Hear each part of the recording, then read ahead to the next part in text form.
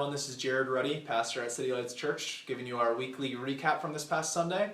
We're still working through the book of Galatians, and we're working through a series out of chapter 2 talking about slavery versus sonship. And in Galatians chapter 2, Paul recounts on his missionary journey a time where some of the legalists of his day were trying to force Titus, who was one of his missionary partners with them, to be circumcised. Now I know that's a really strange thing to talk about, especially in church and thinking about what it was, but this has its foundation rooted in the Old Testament, primarily with Abraham, when God came to Abram and made a covenant with him and said that I'm going to give you a sign of circumcision so that you'll remember this promise that I gave. In other words, anytime that God enacts a covenant, he gives a sign. So you'll recall with Noah, when God enacted a covenant with Noah, he gave Noah the rainbow so that he could look at the sign and remember. But what we understand is that what religion does is take something that's a sign that points to a greater reality and actually takes that sign and begins to exalt it or even sometimes worship it. So in the New Testament time, Paul began to confront legalists of his day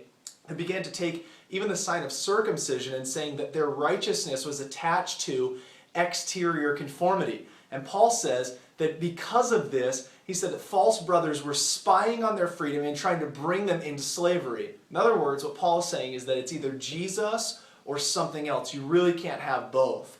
And because of this, Paul said that he didn't force him to begin to add any of the Old Testament laws into his righteousness or justification, but he said that people try to bring them into slavery.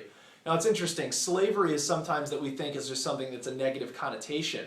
But we understand that from the book of Titus, it actually says that we were all once led astray and slaves according to our own passions.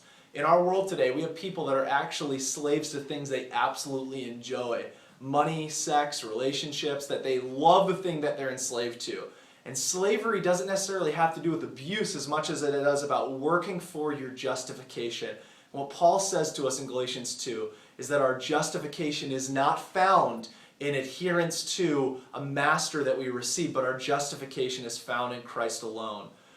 We could be in slavery to something that's absolutely unrighteous or something that's self-righteous, but we understand that Christ is our master who died in our place, became our justification. Therefore, the truth of the gospel is that we don't have to be slaves to anyone, for Christ became a slave in our place, died in our place, and because of this, we rejoice. I want to encourage you that just continue to read with us in the book of Galatians. Look forward to talking to you over the next few weeks about what we're working through. And thanks so much for listening. Talk to you soon.